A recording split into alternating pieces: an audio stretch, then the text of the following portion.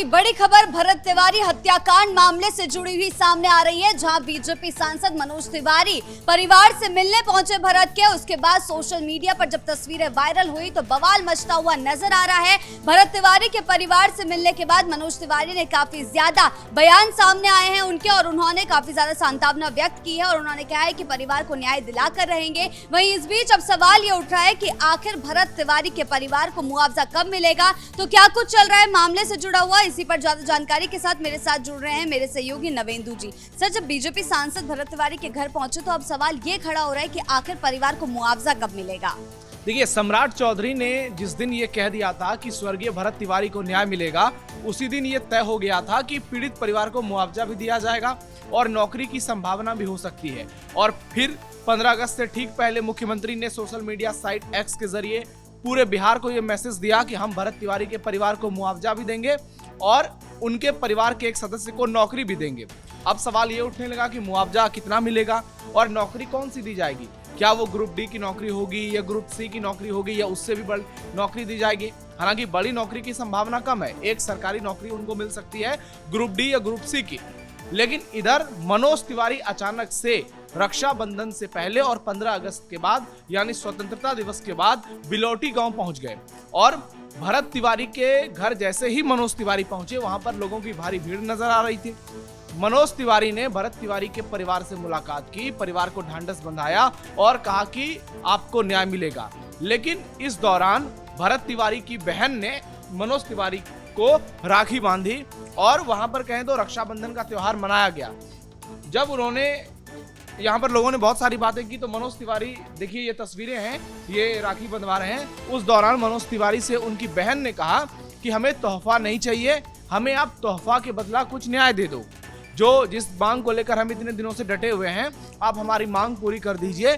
जो भी इसमें आरोपी है, जो भी दोषी है, उस पर सख्त से सख्त कार्रवाई कीजिए और इसी से भरत को न्याय मिलेगा।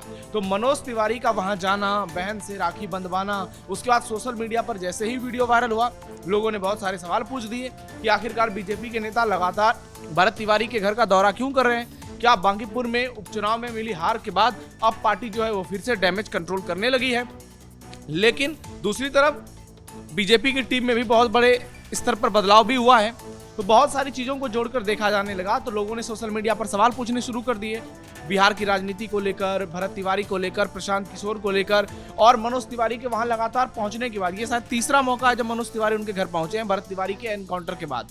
तो अब सवाल ये उठ रहा है कि आखिरकार उनको मुआवजा कब मिलेगा, परिवार को नौकरी कब मिलेगी। सीएम ने ऐलान तो कर दिया है, लेकिन वो घोषणा सीधे तौर पर किस दिन होगी, किस तारीख को होगी और परिवार को कितना मुआवजा दिया जाएगा। क्या 50 लाख रुपए दिए जाएंगे, 1 करोड़ दिए जाएंगे, 5 करोड़ दिए जाएंगे, ये सवाल अभी लोगों के जहन में है और लोग पूछ रहे हैं कि इनको कब मुआवजा मिलेगा। वहीं अब सोशल मीडिया पर ये भी बातें चल रही है कि आखिरकार बीजेपी की स्ट्रेटेजी में अचानक से बदलाव कैसे आ गया है। पार्टी लगातार जो है भरत तिवारी के मुद्दे को हाईलाइट करने में लगी हुई है। तो एक तरफ से ये सारी चीजें चल रही हैं और दूसरी तरफ से हम देख रहे हैं कि बिहार में लगातार दूसरे मुद्दे भी उठ रहे हैं। प्रशांत किशोर ने पिछले दिनों ही कहा था कि भरत तिवारी के परिवार को अगर मुआवजा दिया जा रहा है, नौकरी दी जा रही है, तो फिर बंटी यादव के परिवार को भी मिलना चाहिए। अगर किसी का भी पुलिस ने गलत तरीके से एनकाउंटर किया या किसी के साथ ऐसी घटना हुई है तो सबको एक समान ट्रीटमेंट मिलना चाहिए। हालांकि बंटी यादव का मामला अलग था, उनको मार के फेंक दिया गया था, उसमें पुलिस सीधे तौर पर शामिल नहीं थी। तो लेकिन चूंकि वो मामला इतना बड़ा हो गया था और जो कानून व्यवस्था है उस पर सवाल उठे थे, तो ऐसे में बंटी यादव के परिवार को भी मुआवजा मिलना चाहिए, ऐसी लोगों की राय है। कार्रवाई अब तक पूरे मामले की कहां तक पहुंची और क्या आगे चलकर कोई बड़ा एक्शन देखने को मिल सकता है। देखिए, भरत तिवारी का मामला ऐसे मोड़ पर जा पहुंचा है जहां बीजेपी के नेताओं का भरत तिवारी के घर लगातार दौरे देखने को मिल रहे हैं। तो ऐसे में अब लगने लगा है कि बीजेपी सरकार और एनडीए सरकार इस बात को स्वीकार कर चुकी है कि भरत तिवारी का एनकाउंटर नहीं हुआ था, भरत तिवारी की हत्या हुई थी, भरत तिवारी को सबने मिलकर मारा था और हथियार फेंकने के बाद, सरेंडर करने के बाद भरत तिवारी की जानबूझकर जान ली गई थी। क्योंकि अब इस मामले में एसटीएफ जवान की भी गिरफ्तारी हो चुकी है, अक्षय कुमार जेल में है, सभी वो नाम सामने आ गए हैं जो इस हत्याकांड में शामिल थे। हालांकि पिछले दिनों एनबीडब्ल्यू वारंट को लेकर भी बहुत सारी खबरें आई, लेकिन वो खबरें झूठी साबित हुई। लेकिन जिस तरीके से रिटायर्ड जज विनोद कुमार सिन्हा इस पूरे मामले की जांच कर रहे हैं और उस जांच के बीच में जो सरकार का रवैया नजर आ रहा है, उससे ये साफ साफ स्पष्ट हो गया है कि सरकार भी अब इस मामले को एनकाउंटर नहीं, बल्कि सीधे तौर पर हत्या मान रही है। लेकिन सवाल दूसरी तरफ भी उठ रहा है, जिस नागमणि ने, जो पूर्व केंद्रीय मंत्री हैं, जिन्होंने सवाल उठाया था, भरत तिवारी के एनकाउंटर को सही ठहराया था, सरकार उनको 15 अगस्त के समारोह में बुला रही है, मुख्य अतिथि विशिष्ट अतिथि के तौर पर शामिल करा रही है। तो क्या ये एक चुनावी दौर है? क्या यूपी चुनाव को देखते हुए ऐसा किया जा रहा है? क्या आगे की रणनीति को देखते हुए ऐसा किया जा रहा है, या सवर्ण वोटर के छिटकने के डर से ये सरकार कर रही है? ऐसे बहुत सारे सवाल उठ रहे हैं। लेकिन इतना जरूर है कि भरत तिवारी के परिवार को अगर अब मुआवजा मिल रहा है, उनको नौकरी मिल रही है, तो ये अच्छी बात है। लेकिन परिवार का कहना है कि सिर्फ नौकरी और मुआवजा हमें ये नहीं चाहिए, आप जो है हमें न्याय दिलाइए। यानी जो पीड़ित परिवार के मुख्य आरोपी हैं, जो अपराधी हैं, उनको कठोर से कठोर सजा दिलाइए। और भरत तिवारी की बहन ने भी यही बात कही। इससे पहले उनकी मां का भी ऐसा ही बयान आया था। तो परिवार सीधे तौर पर इस बात को मान रहा है कि भरत तिवारी की हत्या ही हुई थी। आप जांच करवाओ, उसमें 2 महीने लगे, 6 महीने लगे, लेकिन इस मामले में जो भी आरोपी है उस पर सख्त से सख्त एक्शन होना चाहिए और वो उसको जेल होना चाहिए। कई लोग सोशल मीडिया पर फांसी की मांग कर रहे हैं, उम्र कैद की मांग कर रहे हैं। ये आने वाले समय में तय होगा। लेकिन इतना जरूर है कि ये मुद्दा थमेगा नहीं। अब जब मुआवजा मिलेगा तो मुआवजे की राशि को लेकर हो सकता है बहुत ज्यादा राजनीति देखने को मिली। वो कितना पैसे उनको दिए जाएंगे, कितनी राशि दी जाएगी, क्या उससे परिवार खुश होगा, क्या उससे उनके समर्थक खुश होंगे, और जो आलोचक हैं उनकी प्रतिक्रिया क्या होगी। तो भरत तिवारी का मुद्दा लग रहा है यूपी चुनाव तक थमेगा नहीं। और लगातार जो बातें निकलकर सामने आ रही हैं, उससे एक चीज स्पष्ट जरूर हो गया है कि बिहार पुलिस की गलती थी और बिहार पुलिस की ये जो घटिया कार्रवाई थी ये एक्सपोज हो चुकी है।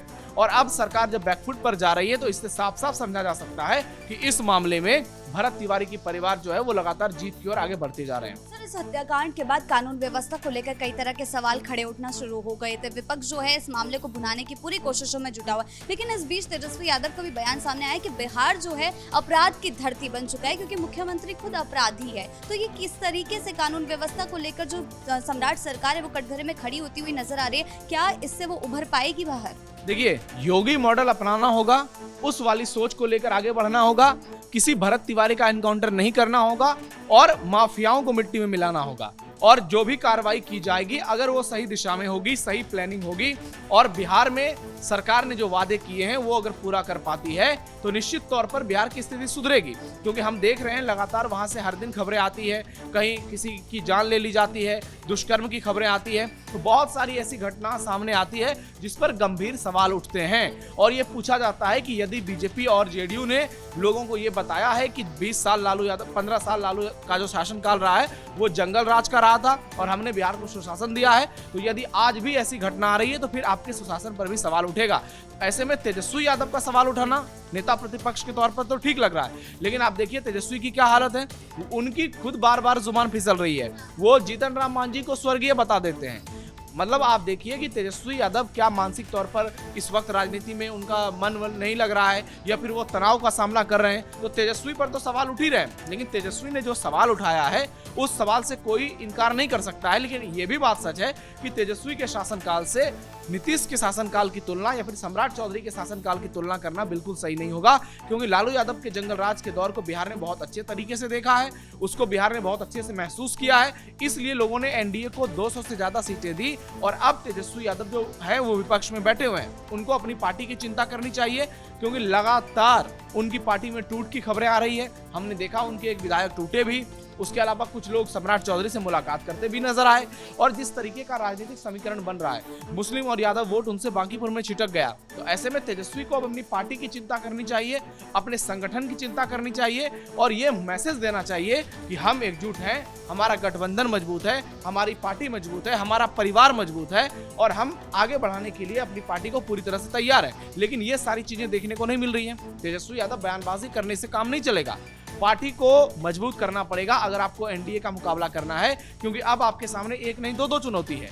एनडीए के अलावा प्रशांत किशोर भी उभर रहे हैं, तो इस तरीके से तेजस्वी यादव के लिए चुनौतियां काफी ज्यादा बढ़ गई है और इनसे यदि उनको उभरना है तो बहुत ज्यादा मेहनत करनी पड़ेगी, जमीन पर पसीना बहाना पड़ेगा, लोगों से मुलाकात करनी पड़ेगी। वो जो डिस्टेंस है तेजस्वी यादव के परिवार के बीच में और आरजेडी के आम कार्यकर्ताओं के बीच में, उसको कम करना पड़ेगा। इन चीजों को कम करने में यदि आरजेडी सफल हो जाती है, अगले चुनाव में हो सकता है आरजेडी का रास्ते तो बच जाए, वरना बिहार में जो राजनीतिक माहौल देखने को मिल रहा है उससे साफ साफ यही प्रतीत हो रहा है कि तेजस्वी यादव के लिए आगे की राजनीति बहुत ही ज्यादा सियासी तौर पर खतरनाक है। जी सर, बहुत बहुत धन्यवाद आपके इन तमाम जानकारियों के लिए। तो कुल मिलाकर भरत तिवारी हत्याकांड मामले के बाद बिहार में कानून व्यवस्था को लेकर कई तरह के सवाल खड़े होते हुए नजर आ रहे हैं। इस बीच बीजेपी नेता लगातार दौरे पर है, भरत तिवारी के परिवार से मुलाकात कर रहे हैं। ऐसे में मुआवजा परिवार को कब तक मिलेगा, ये देखने वाली बात होगी। ब्रेकिंग न्यूज में फिलहाल मेरे साथ इतना ही। कैमरा पर्सन कुणाल के साथ मैं शिवानी अतुरी, कैपिटल टीवी बिहार।